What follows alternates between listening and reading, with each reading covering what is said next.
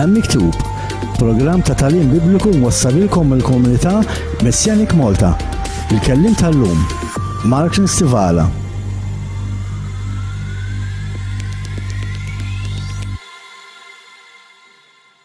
Nselmilkom u nilqakom għal programm ieħor Hemm Miktub, programm fejn fih nistudjaw u nitalmu il-kelma ta' Alla. U llum għandna rakkont interessanti sabiħ. Illum ħanitkellmu fuq ir-rebellioni ta' Korah u grupp ta' nies li kellu warajh, u dan ir-rakkont insibuh fil-Ktieb tan-Numri, kapitlu 16, 17 u 18. 3 kapitli huma qosra ħafna m'għadhomx biex taqrom, u bħal dejjem inħeġġukom sabiex tiftħu l-Bibbja tagħkom taqraw daw l-iskritturi, daw il-paragrafi, daw il-chapters, sabiex tkunu ċerti li mintomx qed tiġu imqarqa b'dak li qed tisimgħu. Għaliex qed ngħidu dan għax ir-rakkont tal-lum propru jitkellem fuq il-qerq li jiġi pritkat, il-qerq li jiġi mallem, u l-fidili li jkun hemm fil-knejjes jemmnu dak li qed jisimgħu akkost it-telfin ta' ruħhom. Għaliex Kristus stess qalilna li hemm ċertu tagħlim li jkunu qed jgħallmu n-nies li huwa tagħlim fejn l-omja qed imexxu lill-omja. U hekk se naraw f'dan ir-rakkont, se naraw kif Korah mexxa grupp ta' nies, Korah kien fil-għama u mexxa n-nies fil-għama u sakemm spiċċaw inqerdu. Ma naħsibx li t-tagħlim tal-lum huwa biżżejjed programm wieħed, jista' jkollna aktar minn wieħed għaliex hemm ħafna xi tajt. U hemm ħafna xi tajt meta nafu illi fil-Knisja moderna illum, fil-Knisja hekk imsejħa Pentekostali Karismatika, dana it-tagħlim pereżempju jiġi użat biex il-mexxejja ta' dawn il-knejjes iqarqu bil-fidili li għandhom qudiemhom u jkunu jistgħu jaħkmuhom bil-biża' ħalli jkunu jistgħu allura issa huma jagħmlu dak li jogħġob lilhom. X'jiġifieri? Jiġifieri jużaw dan il-passaġġ biex jgħidulek isma' ma tista' tgħid xejn kontra il-mexxej tal-Knisja għaliex il-midluk tal-mulej u jekk tgħid xi ħaġa kontrih huwa dnub, fil-fatt hawnhekk ikunu qed jirreferu għal dak li hemm miktub fil-liġi tal-Alla. L-istess liġi li l-istess mexxejja jgħidu li illum aħna m'għadniex taħta, imma fejn jaqbillhom jikkwotawha u fejn jaqbillhom jgħidu li isma' issa m'għadniex taħta. Dan huwa eżempju ċar ta' qerq illi joħroġ minn fuq il-pulpti sabiex in-nies inżommuhom taħt il-ħakma tagħna. U dan huwa l-istess spiritu allura issa qed naraw li fil-Knisja moderna illum fil-Knisja moderna llum xorta għad hemm l-ispirtu ta' Korah, dawk li qed jiġu kontra il-mexxej veru tal-kelma u qed joħduha kontrih.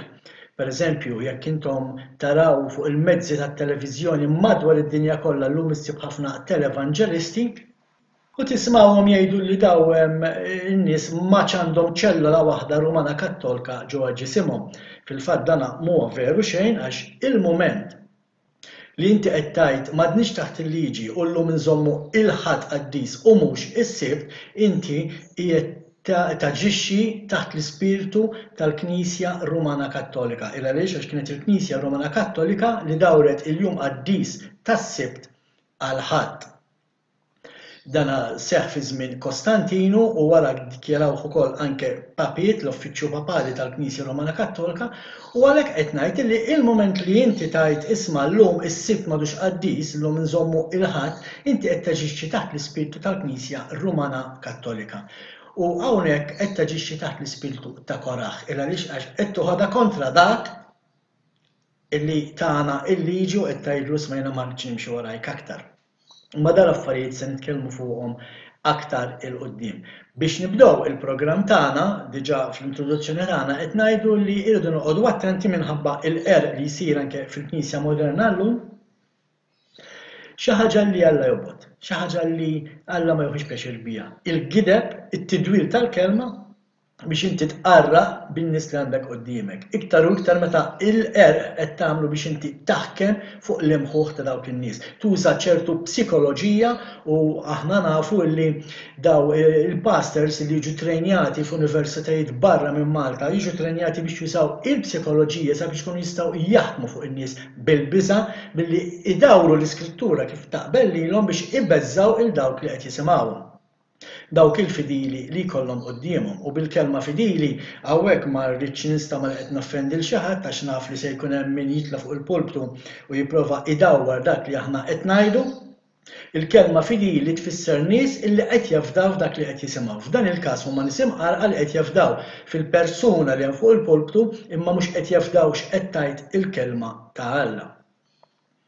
Fir-rakkont tal-lum ħanaraw kif minħabba lejra, xi ħaġa li Alla jogħbod, ma jieħux pjaċir biha, minħabba lejra joħroġ il-qerq. U dana narawh sa mill-bidu nett tal-ħolqien fejn naraw il-xitan, il-Satana, illi għax għall-glorja li kien qed jirċievi Alla u rid joħodha hu, ra kif jagħmel biex iqarraq bil-kreazzjoni b'Adam u Eva u x'jagħmel biex iqarraq ix-xitan. Dawwar il-kliem li Alla stess qal lill-Adam. Meta x-xitan lill-Eva Alla veru li ma tistgħux tieklu mis-siġar kollha. Mentri dana ma kienx dak li Alla qal. Alla lill-Adam qallu ma tistax tiekol biss minn siġra waħda. U hawnhekk fejn ix-xitan dawwar id-diskors biex iqarraq bil-poplu. L-istess bħalma għamel Koraħ meta dawwar id-diskors li Alla ta' fil-liġi tiegħu sabiex seta' iqarraq bil-poplu. Ejja ħanaraw dan. Ħammorru fil-ktieb tan-Numri kapitlu 16 minn versi 1 sa 3 bħal dejjem nidulkom iftħu l-Bibja u segwu dak li qed taqraw. Ħataraw bajnejkom u iftħu l-widna spiritwali tagħkom ħalli jit-tagħlim veru jinżel ġo qalbkom. Numri 16 minn versi 1 sa 3 jaqraw hekk.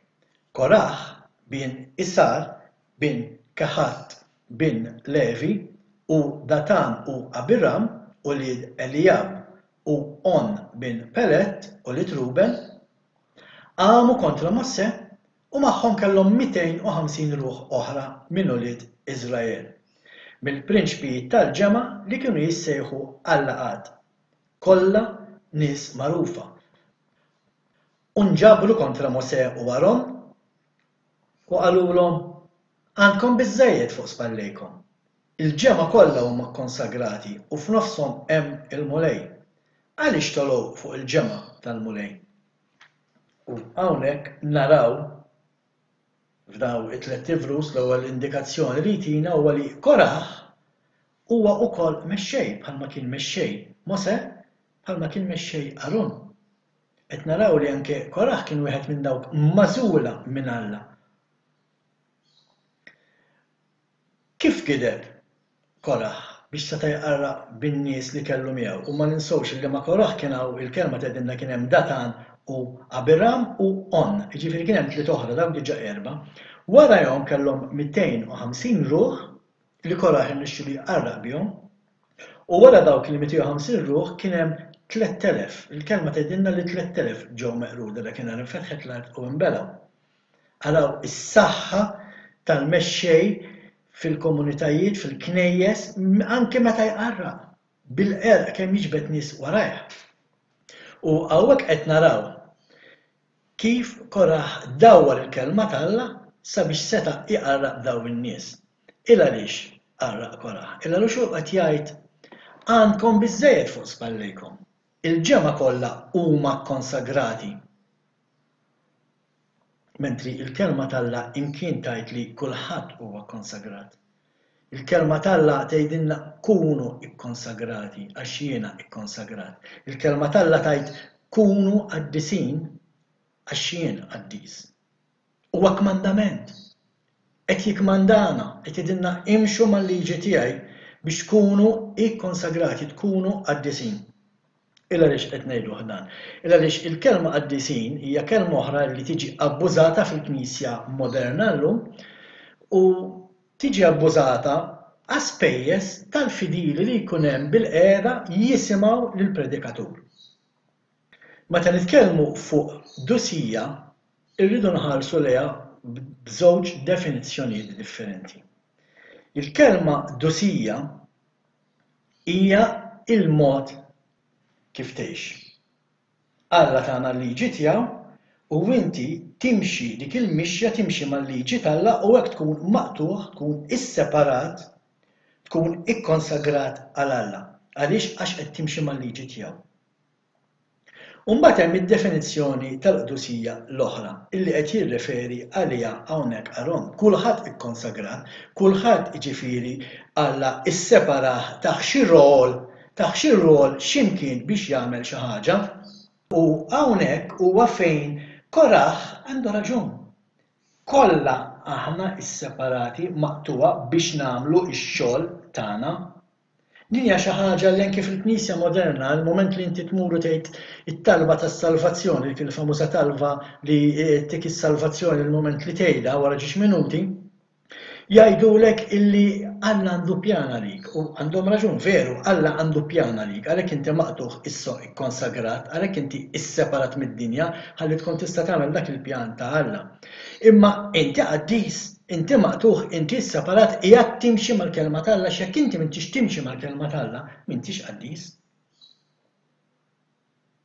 Din hija d-differenza hawnhekk fejn prova jqarraq Korah meta qal kollha konsagrati, iva kollha kellhom ir-rol tagħhom, Mosè kellu r-rol tiegħu, Aron kellu r-rol tiegħu, Korah kellu r-rol tiegħu bħalma kellhom Datan, Abiram u On, u l-250 l-oħra li kienu mexxejja, nies li kienu jattendu l-laqat, pastoral meetings, nies li kienu magħrufa.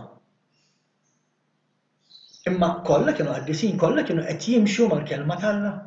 Għax li kieku kienu qed jimxu mal-kelma tal-Alla, li kieku verament kienu qed jimxu mal-liġi li Alla tal il-Mosè, ma kinux jaslu fejn waslu. Nispera li qed inkun ċar biżżejjed il għaliex naf li se jkun hemm min anke jitla' fuq il-pulptu jabbuża minn dak li aħna nkunu qed ngħidu u jdaw ruħ bħal Korah, idaw ruħ biex iġibu lilna li qed ngħidu l-ereżijiet u n-nies jemmnu lilhom li fil-fatt ikunu qed jgħidu l-qerq. Ikunu qed jaqarqu bin-nies ta' qudiemhom biex jirbħu l-fiduċja tagħhom.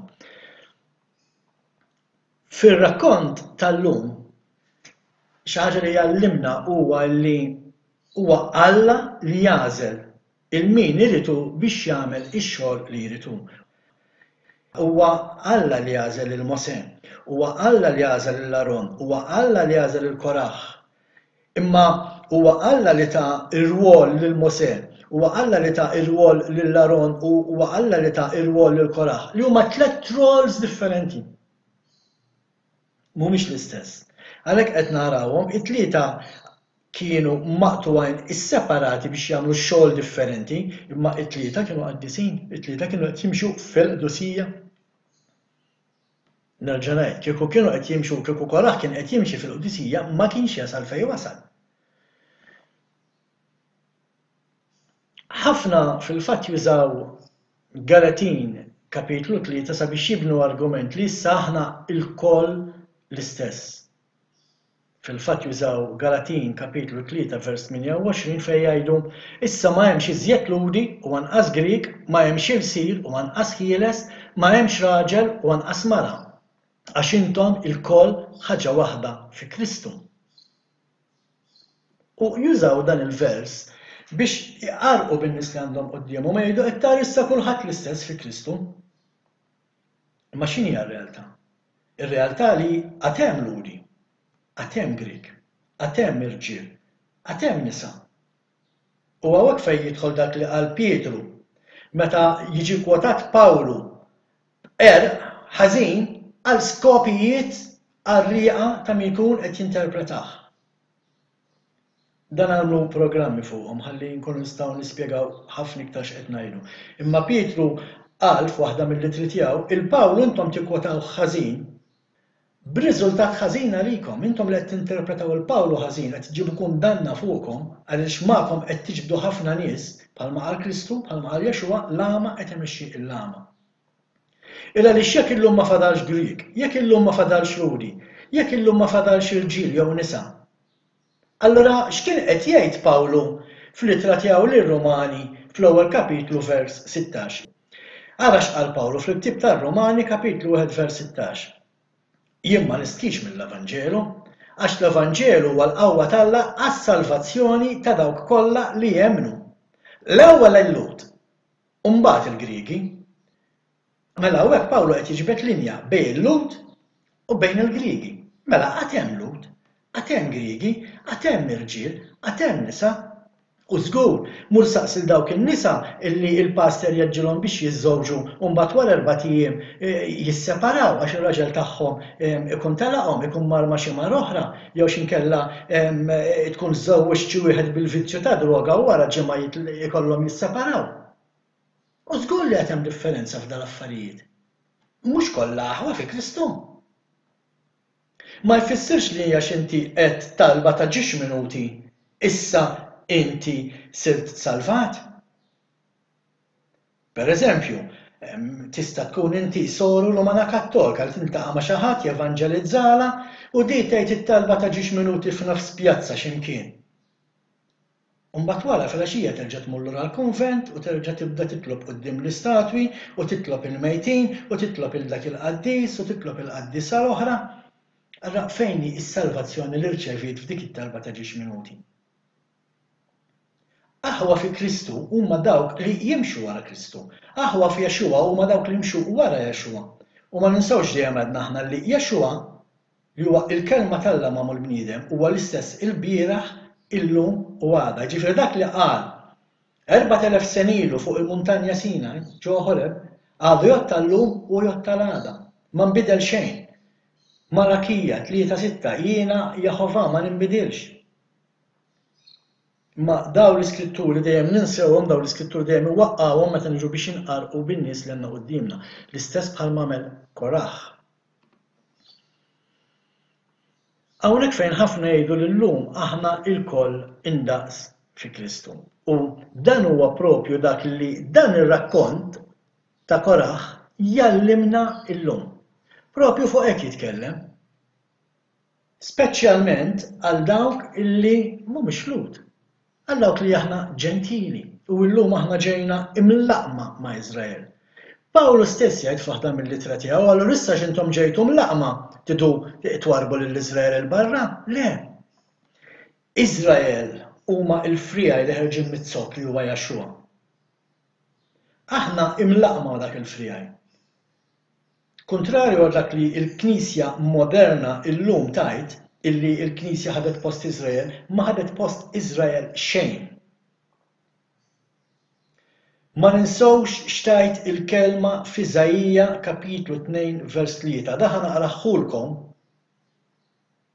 illa li tridu tifhmu illi l-Knisja qatt ma ħadet post Iżrael. Iżrael huwa Iżrael jibqa' hemm għal dejjem, ir-rwol tiegħu jibqa' hemm għal dejjem u aħna imlaqma miegħu qatt ma ħadna post Iżrael, il-Knisja tal-Ġentili. Araw xejn Iżajja kapitlu 2 vers 3. Kottra ta' popli qed jiġu u jgħidu: ħalli mmorru u nitilgħu fuq l-għolja tal-mulej lejn id-dar ta' Alla ta' Ġakobb biex jallimna triqatu u nimxu fil-modijiet tiegħu. Għax minn Zion joħroġ it-talim u l-kelma tal-mulej minn Ġerusalem. Kemmu sabiħ dal-aħħar biċċa ta' dan il-vers, għax minn Zion joħroġ it-talim u l-kelma tal-mulej minn Ġerusalem. Għaliex qed ngħidu dan? Illa għaliex ħafna jaħsbu li l-kelma tal-Alla ġejja minn ġewwa l-Amerika, ħafna jaħsbu li l-kelma tal-Alla toħroġ minn ġewwa l-Ewropa, hawn min jaħseb li l-kelma tal-Alla toħroġ minn ġewwa ħażebbuġ.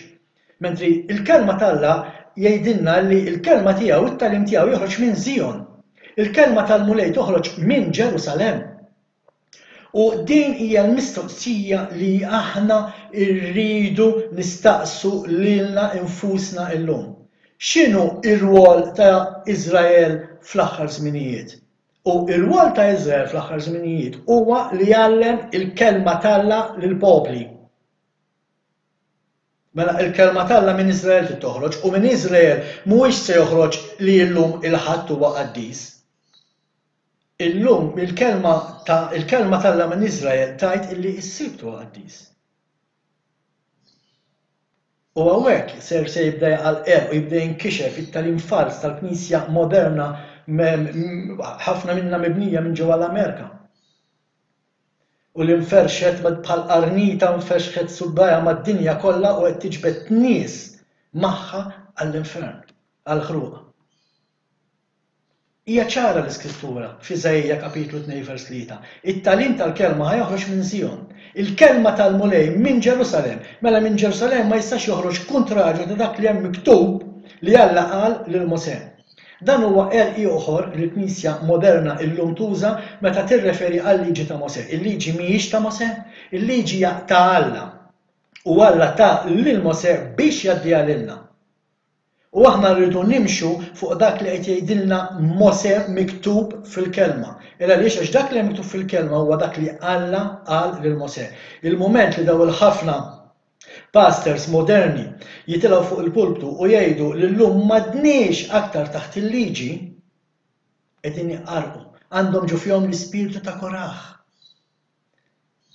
Għandhom ġu fihom l-ispirtu ta' Koraħ, spirtu ta' spirtu ta' gideb biex jakkwistaw dak li joġob lilhom. Hawnhekk fejn jibdew jużaw psikoloġija u hemmnuni huma trejnjati fil-psikoloġija biex iżommu n-nies taħt il-ħatma tagħhom biex jerdawlhom il-flus sabiex huma jkunu jistgħu jgħixu ħajja ta' lussu. Naf li se jkun hawn min joħroġ jattakkani, naf li se jkun hawn min imur fuq il-pulpti magħluq bejn l-erba' ħitan tal-Knisja tiegħu u jgħid ħafna affarijiet u forsi anke bħalma diġà sar jisħet li iż-żwieġ tiegħi, ma jiena dak li qed ngħidu mingħajr biża', anzi jiena dejjem miftuħ għal dak jekk hemm xi ħadd li jrid forsi jiddiskuti magħna fuq dak li qed ngħidu, aħna dejjem miftuħin. Nilqgħu dawn l-affarijiet lesti li niddiskutu anke għal min għandu il-mezzi biex tarana Malta kollha, lesti li aħna mmorru u niddiskutu il-verità x'inhi u nikxfulhom il-qerq tagħhom. Imma għax jafu li aħna nistgħu nikxfulhom il-qerq jibżgħu dawn nies huma cowards u jibżgħu jaffaċċjawna. Kif tista' l-kelma t'Alla toħroġ minn ġol Amerika? Kif tista' l-kelma t'Alla toħroġ minn ġol Ewropa? Kif tista' l-kelma t'Alla toħroġ minn ġo ħażebbuġ? Kif tista' l-kelma t'Alla toħroġ minn dawn l-għalliema folots meta daw jemmnu u jippritkaw li llum m'għadniex taħt il-liġi ta' Alla? Daw jgħidu li l-liġi li Alla tal Mosè aħna m'għadniex taħtha. Mela taħt li ma liġi qed ngħixu, li mhix saltna dik is-saltna li m'għandix liġijiet. Hija saltna li tissejjaħ Banana Republic fejn kulħadd jagħmel li jrid. U dak li qed jiġri fil-Knisja Moderna llum. Kulħadd jagħmel li jrid. F'dan ir-rakkont naraw lejra, naraw ir-rebellioni ta' Koraħ kontra mhux biss Mosè, ma la ħada kontra Mosè qed joħodha kontra Alla. Għaliex qed ngħidu ħda? Għax l-istess qed jiġri llum fil-Knisja Moderna meta jgħidu li aħna maħniex taħt il-liġi ta' Mosè, taħt il-liġi li Alla ta' lil Mosè. Meta Koraħ ħada kontra Mosè, kien qed jgħidlu bil-pulita anke jekk forsi mhux qiegħda miktuba mhux qiegħda mniżla, ma kien qed jgħidlu isma' jiena ma rridx nimxi warajk. U la ma rridx jimxi wara Mosè, ifisser li ma rridx imur fl-art fejn kien sejjer Mosè, fl-art imwiegħda. U l-istess jiġrilhom fil-Knisja Moderna, il-mument li ngħidu aħna m'għadniex taħt il-liġi, lil Alla qed ngħidulu ma rridux nimxu warajk, ma rridux immorru fejn inti trid toħodna, imma rridu mmorru fejn il-pastor irid joħodna. Qed taraw kif qed hemm l-ispirtu ta' Koraħ f'daw il-knejjes. Il-liġi tal-Alla ħbib tiegħi Alla tajjilna biex tmexxina u twassalna fejn irridna naslu għax uħobna Alla qal nisma' imxu ma' din liġi. Ħalli tiġu għandi għal ħajja ta' dejjem. U aħna qed nidulu mhux aħna jiena ma ngħidix. Imma l-Knisja Moderna llum qed tgħidlu aħna m'aħdniex taħt il-liġi tiegħek illum. Ifisser ma rridux niġu fejn inti toħodna fl-art imwiegħda, ma rridux niġu għal ħajja ta' dejjem. Il-biża' ta' dakollu huwa dan illi bħalma rajna f'kapitlu 16 versu 1 u 2, Koraħ miegħu kellu 250 ruħ. Dawn il-250 ruħ kienu nies magħrufa, kienu mexxejja, ma kienux nies ordinarji. Kienu nies illi Mosè ħakem sabiex ikunu jistgħu jmexxu l-poplu. Bħal meta inti għandek pereżempju knisja u għandek it-tim pastorali. It-tim pastorali huma dawk illi il-pastor ikun ħatar biex jgħinuh.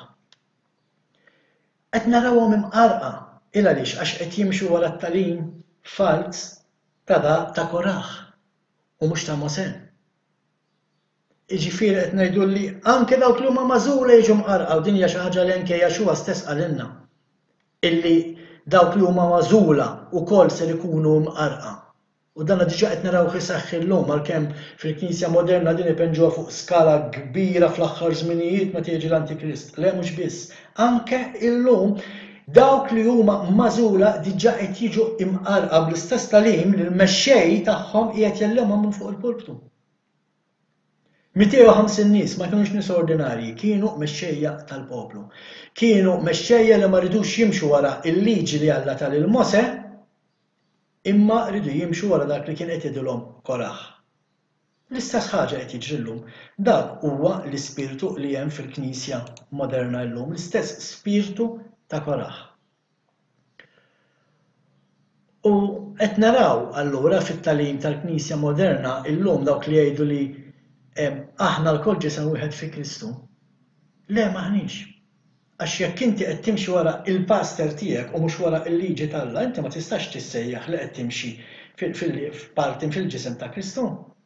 Jekk inti parti mill-ġisem ta' Kristu timxi fejn li tieħdok Kristu u biex tmur fejn li tieħdok Jaxua, biex tmur fejn li tieħdok Kristu, timxi wara l-liġi li Jaxua stess tagħna meta ta' il-liġi lil Mosè.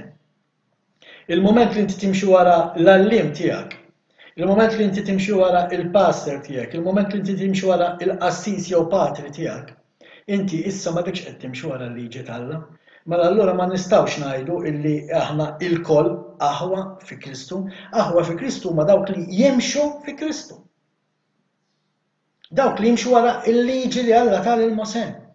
Dawk li jgħidu li l-liġi ma tixtieq ma nistax insejħilhom qed jimxu wara Kristu. Meta Kristu huwa l-eżempju li fuq għandna nimxu. U biex nimxu fuq l-eżempju ta' Kristu rridu nimxu fuq il-liġi li Alla ta'. Inkella il-moment li qed nimxu wara l-alliem li għandna qudiemna fuq il-pulptu, inkunu qed nimxu fl-ispirtu ta' Korah, fl-istess profesija li Jaxua stess qal, l-ama qed imexxi lill-ama u t-tnejn se jaqgħu fil-ħofra. L-istess ħofra li belat il-Korah, li belat il-250 li kellu jimxu warajh bħala għalliema, u 3,000 ruħ li kellhom bħala kongregazzjoni tagħhom, bħala komunità tagħhom, bħala knisja tagħhom. Imbelaw ġol ħofra. U hekk jiġrilhom dawk li jimxu wara daw il-ħafna għalliema imqarqa jiddispjaċini ngħid, imqarqa. Mhux qed ngħid li msiken qed jaqarqu huma b'xi skop ta' le ma tarax. Imma dawn msiken tant huma imqarqa illi aqas biss jafu li qed jaqarqu dawk li għandhom qudiemhom. U kera hija dik il-ġurnata li tala għajnejk u jiġi l-moment li tidher quddiem il-missier etern u Jaxua jgħidlek itlaq minn qudiemi jiena lilek ma nafekx inti li ma mxejtx mal-liġi li jiena tajt il-Mosè.